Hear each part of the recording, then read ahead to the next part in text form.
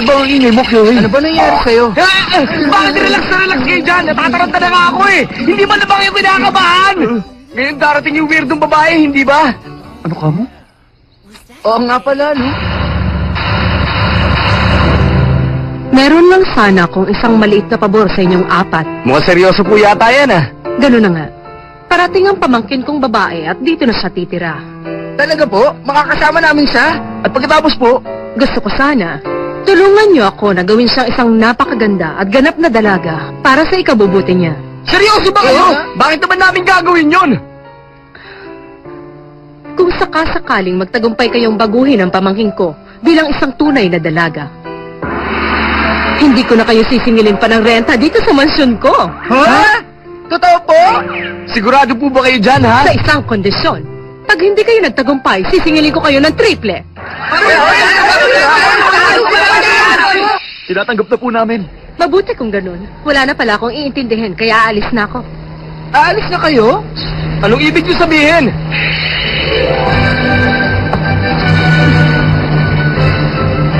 Aba, may sariling buhay din naman ako, no? Kailangan ko rin magpakasaya. Ibang klase rin to si Auntie. Naglalakbay muna ako sa buong mundo. Baka sakaling makahanap na ako ng lalaking mapapangasawa ko. Kayo nang bahala kay Suna ko. Adios, amigos! Lagot tayo nito. Ano na ngayon ang gagawin natin yan? Masyado kang high blood, easy ka lang. Oh? Baka nakakalimutan mo na nandito naman si Loverboy at Anmaru. Tama ka, Yuki. Expert yata ako pagdating dyan. Sigurado akong hindi natin mabibigo si Auntie dahil sa husay at kagwapuhan nating apat. Kaya wala kayong dapat alalahanin. Pero paano natin siya makakainin dito? Ano ka ba? Sa tingin niyo ba marunong man lang magluto yung Suna ko na yun? Ngayong umalis si Auntie, tsak magugutom tayong lahat dito. Gusto niyo ba yun? Ay! Hindi ako pwede magutom! Ako talaga, para yun lang, nagwawala ka na dyan, Kyohei. Babaw mo. Hindi ka mabawal yun! Pagkain ang pinaka-importante sa buhay ng tao! Mahimik ka na nga. Hindi ako matatahimik! Mamalat ka sana dyan. Alam ko na. Ang mabuti pa, mamitas na lang tayo ng bulaklak para kay Suna ko. Yuki, pwede mo ba akong tulungan? Sige. Ha? Teka, may gumagalaw doon. Baka naman pusa lang yan. Tingnan ko nga. Halika mo, Ning. Meow, meow. Meow, meow. Ah! Yuki, ano nakita mo? Teka, sandali!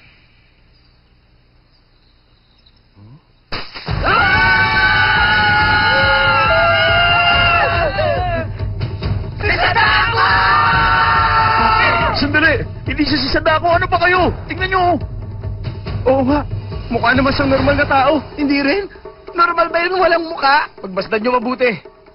Mahaba ang buhok na parang hindi nagsashampoo. Naka-sweatshirt na parang hindi man lang nalalaban. Nakamahabang palde na baduy ang kulay. At yung sapatos mukhang hindi napapalitan. Sana nagkakamali lang tayo, pero...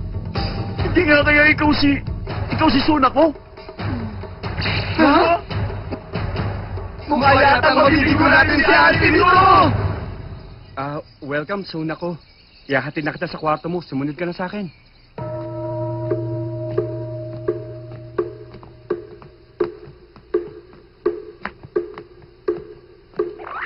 Siya nga pala. Yung mga gamit mo, nandun na lahat sa kwarto mo kanina pa. May tanong lang sana ako. Hindi ka ba nahihirapan dyan sa bangs mo? Pagupitan mo yan.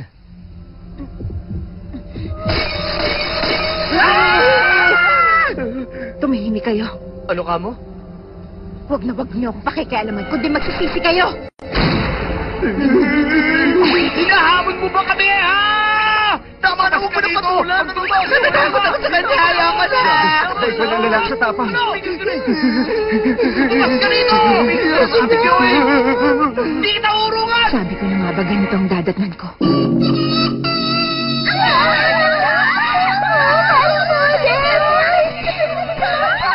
Ano na ngayon ang gagawin natin? Mas malala pala siya sa inaasahan natin.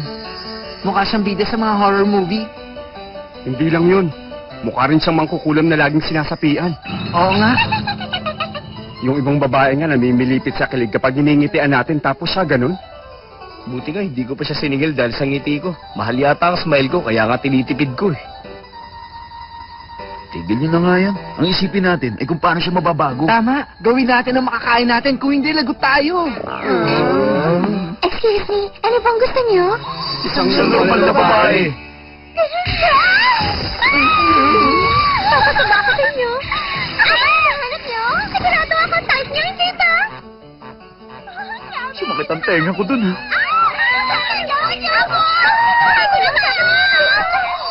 Bye, girls. Easy lang. Magkikita pa tayo ulit. Ikaw talaga, napaka-playboy mo. Wala namang masama kung hindi ikaw isa sa kanila. Hiroshi, bakit? Sagutin mo ako. Bakit kailangan ko pang tumira sa ganitong klaseng mansyon? Sunoko, Baka nagugutom ka na. dinalhan ka namin ng pagkain. Kumain ka muna, Sunoko.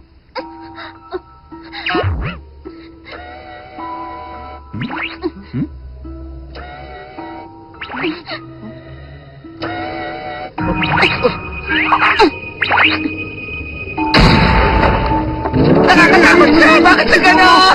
Sinasabihan na naman! Hoy, Joey! Huwag ka magtago dyan, pwede? Ikaw mismo magtanong sa kanya kung marunong siya magluto.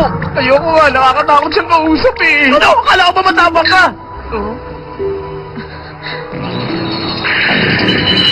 Ayoko sa liwanag! Ayoko sa maliwanag na bagay!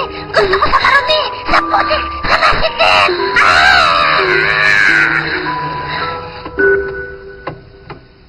Ang hirap kumilos pag palagi siyang ganyan. Nasira tuloy lahat ng mga plano ko. Bakit naman? Bala ko kasing tulungan sa magligpit ng mga gamit. Tapos pag may nakita akong pink doon, sasabihin ko sa kanya, Suna ko, mahilig ka pala sa kulay pink. Tapos sasagot siya na lahat naman ng babae mahilig sa pink. Sasabihin ko naman, gusto mo pati pisngi mo magkulay pink? At magkakatinginan kami tapos hahawakan ko ang kamay niya hanggang sa... Tigil mo na yan! Oo nga pala, nasa si Kyohei. Hindi ko alam. Pwede ko na ituloy ang kwento ko?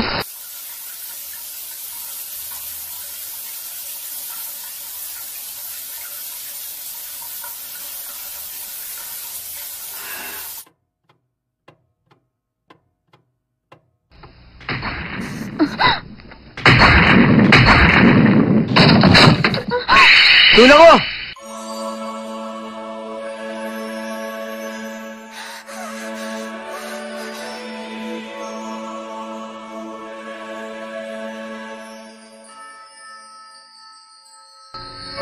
Alam mo ba? Suna ko! Bakit suna ko? Huwag na nilaman sa akin! Umalis ka na! Ano ba nangyari? Yohei, sinaktan mo ba siya? Hoy, ikaw! Pagkatapos mo ako sigawan, ako bang palalayasin mo ngayon? Sino ko ba sa tingin mo? Napipilitan lang akong kausapin ka para hindi na kami magbayad ng renta! Brenda? Sagot, nasabi niya. Tama, kaya wala kami magawa kundi pakisamahan ng tulad mong weirdo! At hindi kami papasok dito sa kwarto mo, nakakatakot! Nakakatakot. Na kwarto?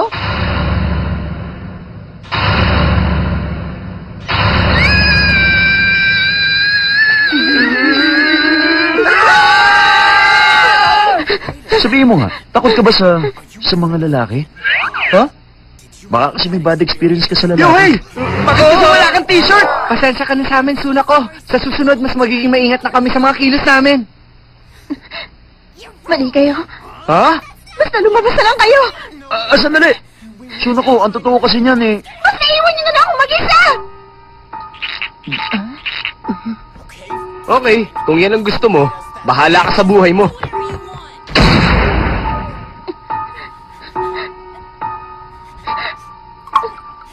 Oo na. Hindi ko ikakailang gwapong isang yun. Ang hirap tumira sa isang bahay kasama ng mga lalaking yun. Sige! Huwag ka magpapauna sa akin! Pagdalagot ka! Pinasan mo ang takbo! Paano na yun, Kyohei? Ang daldal mo naman kasi. Oo nga, pag nalaman to ni Auntie, triple na ang babayaran nating renta. Teka, bakit ako lang sinisisi nyo ngayon? Napakaikli kasi ng pasensya mo eh. Hindi ko akalaing may mga ganyan pa palang klase ng babae dito sa mundo. Ang weird niya, ang hirap ng pakisamahan. Susuko na ba tayo? At magbabayad na lang ng renta? Huh? Bakit? Ano ba yun? Oh? Wala naman. Wala ito.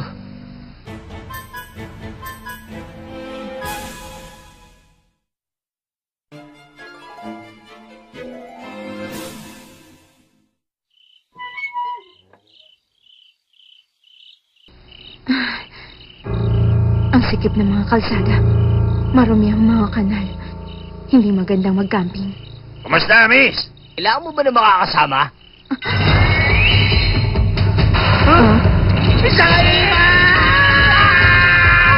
Aswang daw? Imposible naman. Totoo yun! Ayun na naroon siya! Nawala!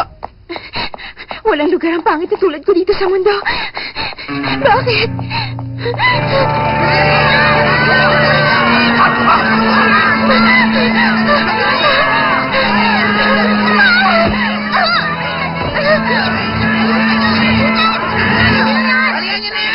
Buti nga sa'yo!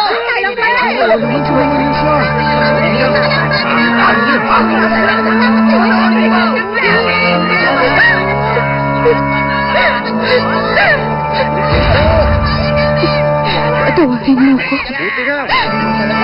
Patawad. Lumayas ka dito!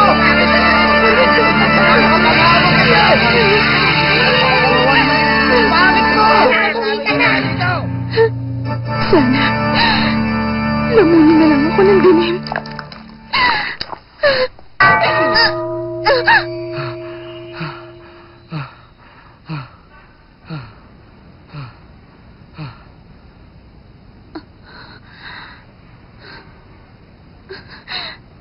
Ano ka ba? Dahil sa mga sinabi namin kanina, bigla ka nalang maglalayas? Ang sensitive mo naman!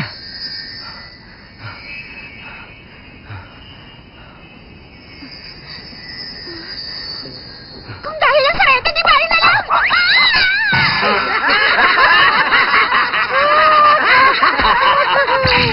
Tara na!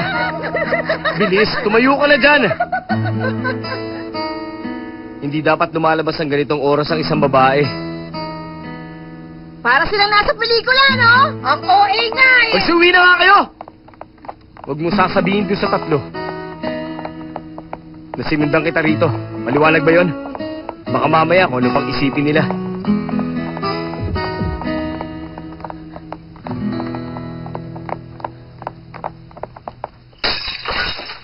Naku po! Marunong ka ba talaga magluto? Kumain na lang kaya tayo sa labas. Wala akong pera, no? Mag-imbita na lang tayo ng mga babae. Wag na, dagdag pakain lang yun. Tumahimik kayo. Sinabi nang ako ng bahala eh. Kayang-kaya ko to, okay? Aray! Kayang-kaya pala. Nauunap pa kasi yung yabang. Naisip ko nga, siguro kahit na marunong magluto si Suna ko, hindi pa rin natin siya pwedeng asahan. Pwede ba huwag mo muna siyang babanggitin? Kinikilabutan ako kapag naririnig ko pangalan niya. Tama si Takinaga. Yuki, paano natin kakausapin ang isang tao na maghapon at magdamag lang nagkukulong sa loob ng madilim niyang kwarto? Oo, tama ka. May katwiran ka dyan. Yoy! Ano ba? Matagal ka pa ba dyan? Huwag niyo nga ako madaliin! Tumahimik ka nga! Ang daliri ko! Kulang na yata ang daliri ko! Inaho ka! Ano naman, Yoy? Baka nagugutom ka na. May bad experience ka ba sa mga lalaki? Sa susunod, mag-iingat na kami sa mga ikikilos namin. Hindi dapat lumalabas ang ganitong oras ang isang babae.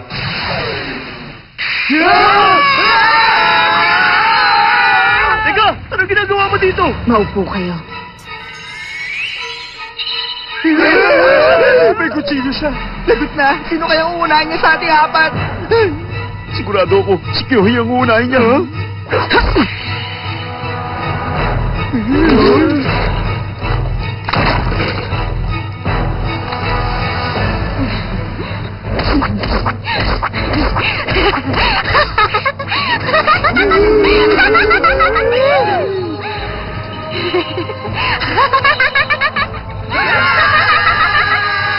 Tumawag na tayo ng pulis! Gusto ko pang mabuhay na matagal!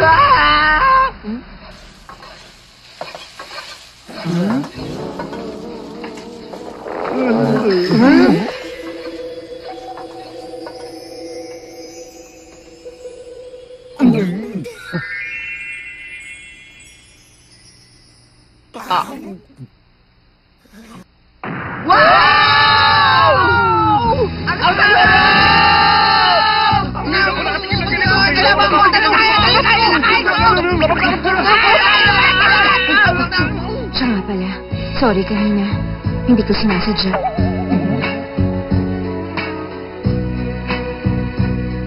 Sige.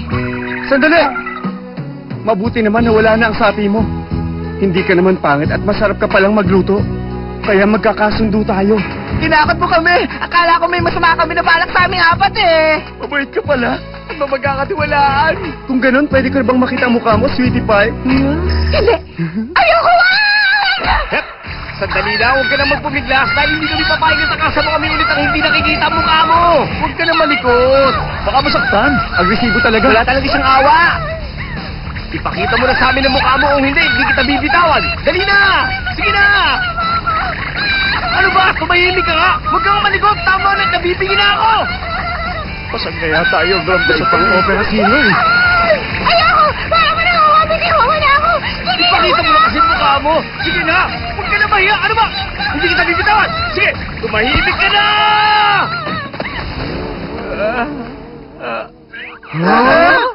Naku, sorry ah.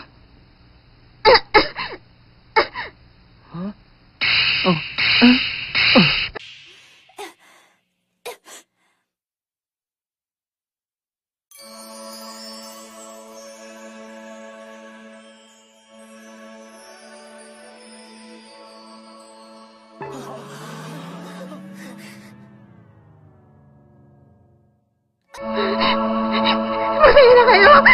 Nakita niyo na! Nakita niyo na pangit ang mukha! Sige! Isusuyo niyo ako hanggang gusto niyo! Ano ka ba? Normal naman ang mukha mo. Ang arte mo naman. Pasensya ka na, Suna ko. Hindi namin sinasadya nangyari. Huwag ka na umiyak. Hindi ka naman pala pangit eh. Tumigil na kayo! Mga sinungaling! Tama na. Suna ko!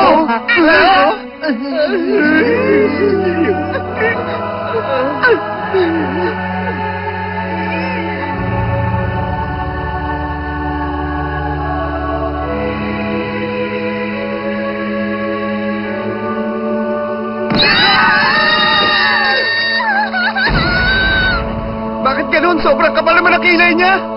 Ang dry ng labi niya. Halos bitak-bitak na. At ang mukha niya, ang daming tigidig. Ganun ba talaga mga babae? Siyempre hindi, no? Napeke tayo nung harina. Ito na lang ang isipin natin.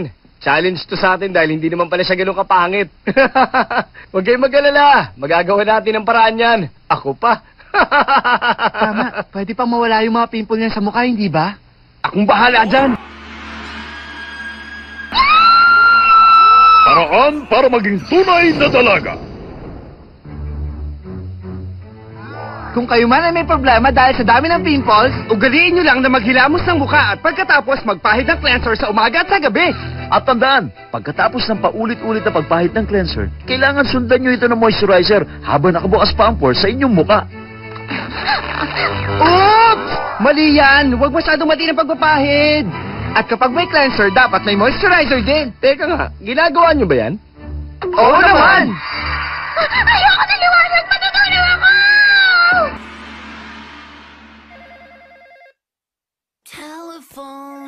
Telephone. Too much work to pick this up, huh? Well, hello there. Ah, Auntie! Auntie! Hello, Auntie dear.